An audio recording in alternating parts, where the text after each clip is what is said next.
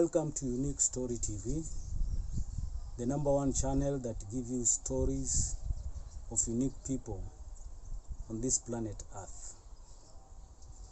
However, leo niko na story tofauti ambayo nimekuwa nikiobserve for quite some time now. Kama miezi 2-3 zimeisha. Nafanya kazi Westlands. Na mara nyingi ninapotembea hapo Westlands naweza kuna watu kama wamechanganyikiwa. Naona mtu ni kama yuko na wazimu. Na naona wameongezeka sana. That thing really took me with thought. I started thinking deeply about this issue. Kuna watu wamechanganyikiwa, watu wako na vitu ngumu, ni kama vitu zinaendelea mingi kwa maisha. Na ukweli ni kwamba life has become so hard. Life is so hard to so many people, especially from the time of COVID. When COVID struck, watu wengi walipoteza makazi, watu wengi wamepoteza biashara, vitu zimekuwa ngumu. Kisha baadaye sasa kawa ni mwaka wa election. Na kawaida mwaka wa election watu wengi wa biashara nyingi hazifanyi vizuri. Ni kama huwa watu wanahofia mali zao zitaharibika, biashara zitaenda vizuri basically. Na sasa hizo watu wengi hawapeani pesa zitoki, kazi zinakuwa nadra. So nilikaa nikafikiria hivi juzi, nikaanza shindwa nini inaweza kuwa inasumbua watu hapa nje. Ukichunguza pia unakuta kwamba kuna vifo vingi sana. Either mtu ameuawa, mtu amejiua, mtu ameua. Hizi vitu zote zatokana na pressure na depression na stress zile watu wako nazo. Unakuta mtu amechanganyikiwa kimaisha mpaka sasa anashindwa afanye nini. So unakuta wengine hata ni wanakuwa wendazimu. They become mad. And they start walking in the street not knowing where to go. So hiyo kitu nilifikiria sana, ndio leo nikasema badala nibaki tu nikipiga story, I want to tell us today how to reduce stress and depression. I'm saying how to reduce and not how to finish. The reason why I'm saying how to reduce and not how to finish the stress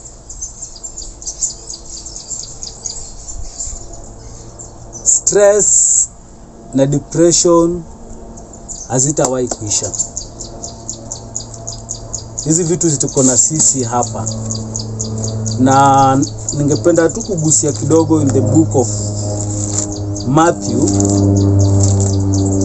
I'm not a preacher. And I'm not a pastor, I'm not a reverend, and I'm not even a life coach. But whatever I've learned from the word of God, ndio naweza kushare na nyinyi. Na sio tu kwamba I'm sharing with you in the area of my strength, but in the area of my weakness and what has really been helping me to be who I am. Now in John chapter 16 verse 33,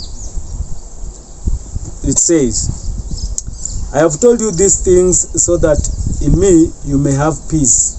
In this world you will have trouble, but take heart, I have overcome the world. So long as tuko hapa kwa hii dunia, lazima we'll face trouble. We'll face things that will stress us. Hizo nazo, it's a guarantee that they will come to stress us, they will come to bring us down.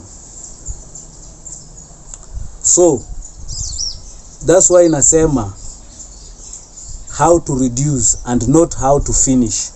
To reduce. In Matthew chapter 26 there's something that pia Jesus said. Verses 11, this was after this woman alimuanoint Jesus at Bethany, alimuanoint. Then some of his disciples walianza kusema hii mafuta ingeuzwa kwa bei ya juu sana na maskini wapewe pesa. Jesus in response akasema, the poor you will always have with you, but you will not always have me. Meaning that kila siku tutakuwa kuna mahitaji. We will lack and we will have needs. That one will always have. And that is the beauty of this life that we are living today. Today tutakuwa nayo, kesho tutakuwa nayo, the day itakuwa na furaha, sometime tutakuwa. All these things will be taking place in our lives. Like the way it is said in Ecclesiastic, there is time for everything. Kuna saa utakuwa na furaha, kuna saa utakuwa una furaha. But all these are taking place to make the life to become more beautiful with us. How to reduce stress and depression. That's what I'm talking about now. In the same Matthew chapter 26.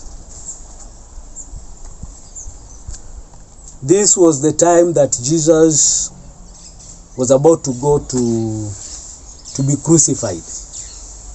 Alikuwa aende sasa teswe, apigwe, kisha asulubiwe. This was about that time. And in verse 36,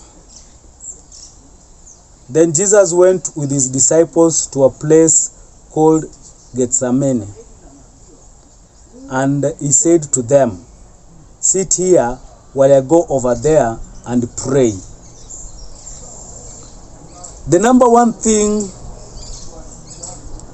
for you to reduce stress and depression is prayer. Prayer is something that helps us to reduce those stress in our life. Yes, nyingine ni ngumu kuomba. It's very very hard. Even me, mara nyingi nasikia nikiwa na wasiwasi, nikiwa na shida siwezi kuomba. Lakini try as much as possible. Just say even one word. The way you feel, you just tell God that today I feel I'm tired. I feel I don't have this. I feel overwhelmed with all these things. Then you'll have reduced the stress and depression that you have. Because Jesus himself said, sit here while I go over there to pray. Jesus knew the way to reduce stress is by prayer. Prayer will help you to reduce stress. Verse 37, he took Peter and the two sons of Zebedee along with him, and he began to be sorrowful and troubled. Then he said to them, my soul is overwhelmed with sorrow to the point of death. Stay here and keep watch with me. The number 2 way of reducing stress in your life, in my life, in our lives, at least have 3 trusted people that you trust, that you can talk to and share your fears, shares your worries, shares your doubts with these 3 people. At least have friends that you can confide with and tell them what you're going through. Jesus chose 3 people, and he went and became vulnerable to them by telling them what he was feeling. he said clearly, my soul is overwhelmed with sorrow to the point of death. What he asked them, stay here and keep watch with me. If Jesus needed 3 people and he needed to be vulnerable, what about you and me? We need people. Find 3 people who can help you in this sorrowful time. Yes, we all have our challenges, we all have our differences, but there is somebody somewhere who can help you in this journey.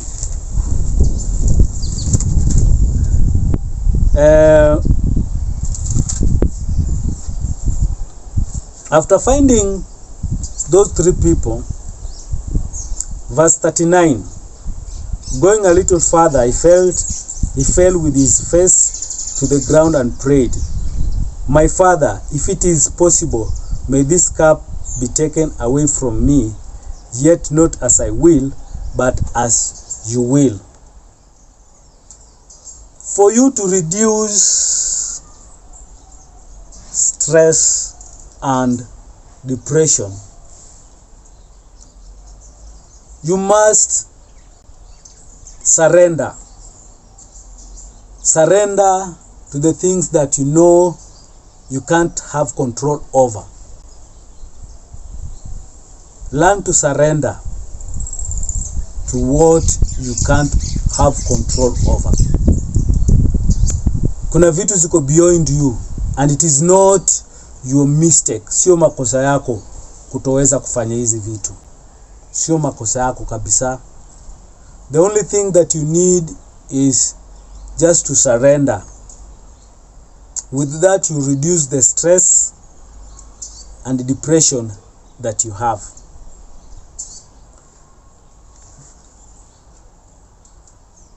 And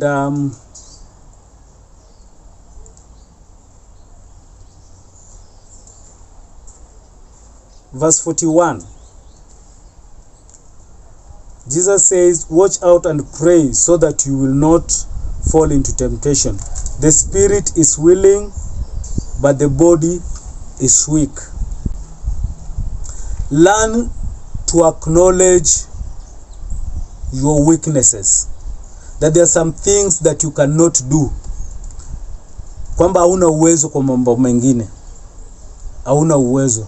Na pia learn to appreciate the things that you are able to do. The one that you unahakika kwamba umeweza kufanya. Learn to appreciate and learn to accept that kuna vitu huwezi kufanya. Accept that you have some weaknesses. Accept that there are things that you cannot do. And again, do not forget to appreciate yourself, that there are things that you are able to do. Like you can go out and look for a job. Like you can go out and talk to somebody and help you with something. That you can open your mouth and talk and do all these things.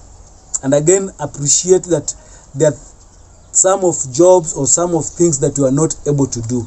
With that, you'll be able to reduce the stress that you have. If you cannot accept your weakness and appreciate what you are able to do, your strength, then you'll fail with stress.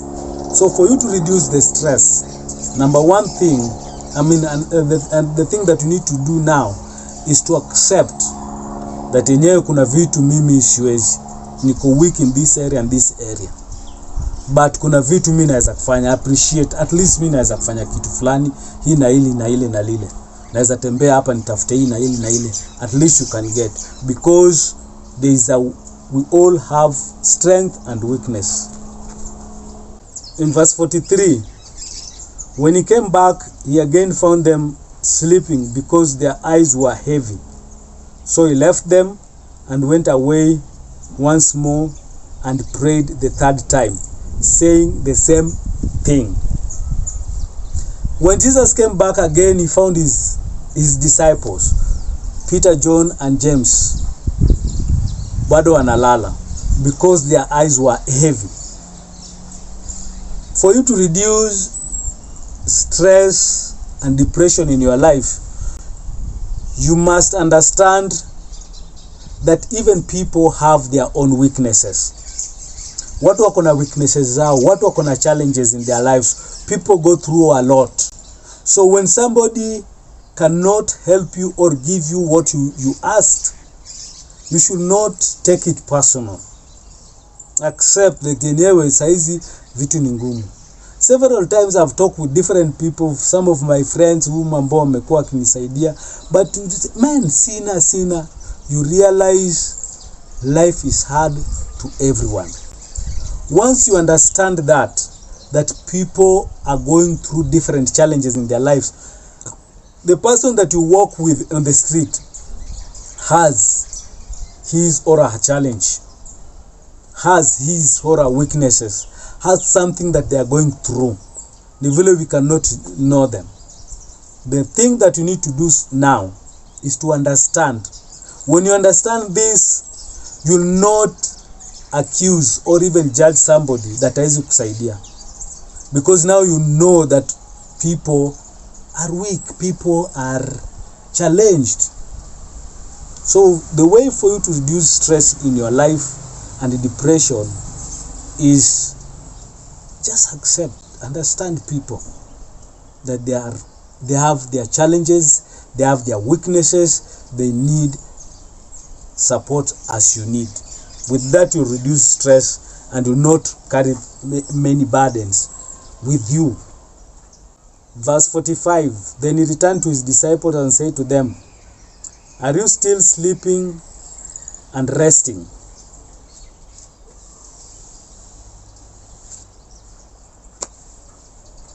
Are you still sleeping and resting? Look, the hour is near, and the Son of Man is betrayed into the hands of sinners. Rise, let us go. Here comes my betrayer. For you to reduce the stress and depression, know your fear and face them.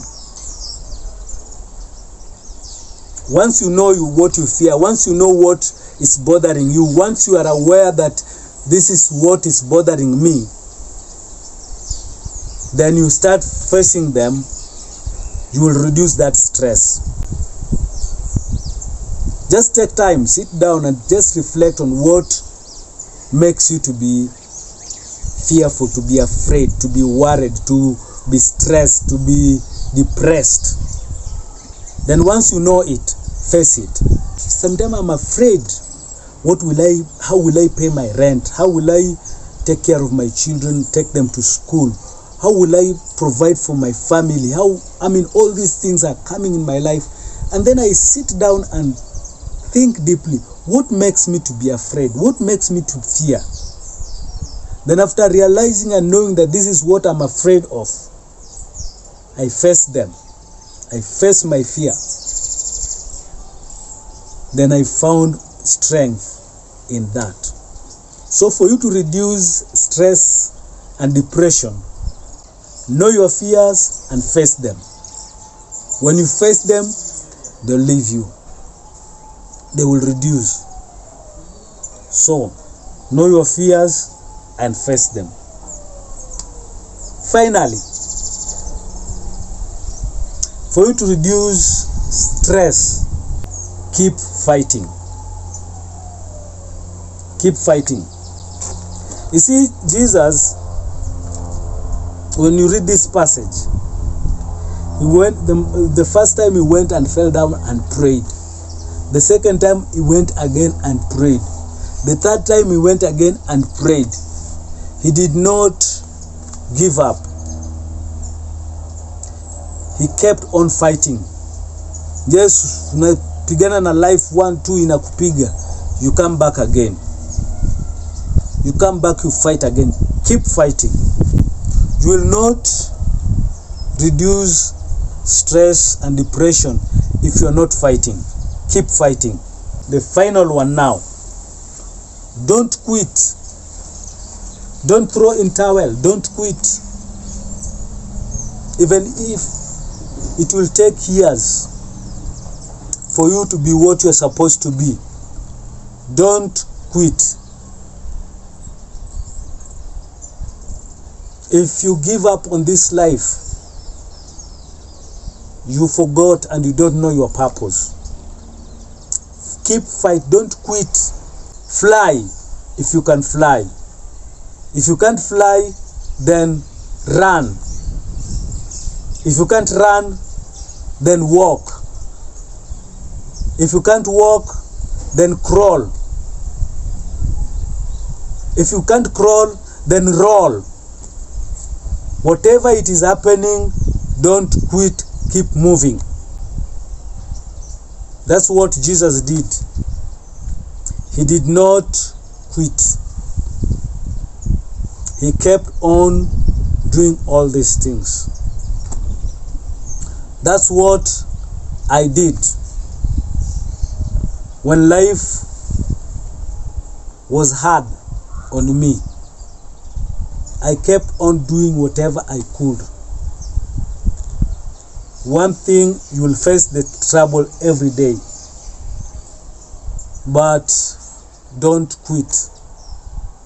You will try once, you'll try twice, thrice, even 100 times, but don't quit. The right time will come. So that's how to reduce stress and depression. Prayer is number 1. Number 2, find people who can help you. Number 3, understand people have weaknesses. Number 4, acknowledge your weaknesses and appreciate your strength. Number 5, surrender. Learn to surrender. Number 6, know and face your fears. Number 7, keep fighting. And number 8, don't quit. Let me read for you this final verse that in Philippians chapter 4. Philippians chapter 4. As I told you, I'm not a preacher, I'm not a teacher, I'm not a pastor, I'm not an evangelist. But one thing that I know, I have things that I know that I'm able to do so that I can be able to be the best person that need to overcome this.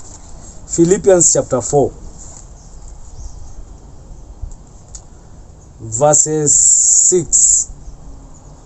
Do not be anxious about anything, but in everything by prayer and petition with thanksgiving present your request to God, and the peace of God which transcends all understanding will guide your hearts and your minds in Christ Jesus.